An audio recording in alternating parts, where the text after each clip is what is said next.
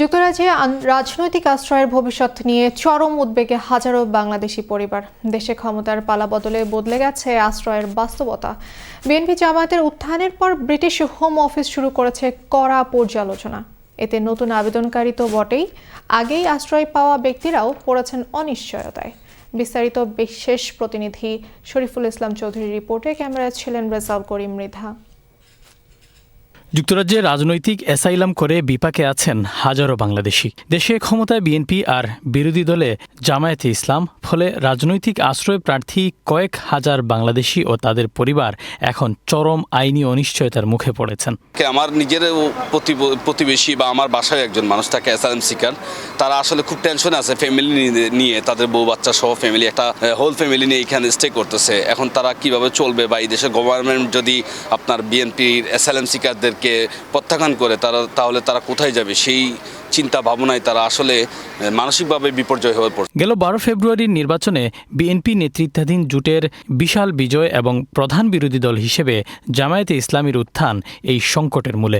দীর্ঘ 17 বছর পর ক্ষমতার এই পালাবদলের ফলে ব্রিটিশ হোম অফিস এখন বিএনপি ও জামায়াত সমর্থক দাবি করে আবেদন করা বাংলাদেশিদের আশ্রয়ের ভিত্তি নিয়ে কঠোর পর্যালোচনা শুরু করেছে। এখানে যারা স্টেক হোল্ডার আসছে বিভিন্ন রকমের, যেন আওয়ামী লীগের বিষয়ে কন্টিনিউয়াস ওই নতুন গাইডেন্স অনুযায়ী তাদের ডিসিশনগুলো হবে, জামাতের ক্ষেত্রে ওই গাইডেন্স ফলো করে হবে। কিন্তু শুধুমাত্র বিএনপির ক্ষেত্রে, যেহেতু বিএনপি এখন সরকার ক্ষমতায় এসছে, তারা ক্ষমতায় এসছে, তাদের যারা এখানে রিফিউজি স্ট্যাটাস পেয়েছেন অথবা যাদের পেন্ডিং আছে, তাদের ক্ষেত্রে বলা হবে যে তোমাদের তো এখন রিস্ক অন রিটার্ন নাই, কারণ তুমি যে দলের ছিলে সেই দল এখন ক্ষমতায় যাচ্ছ, তোমরাই এখন পারসিকিউটেড হবে না দেশে গেলে।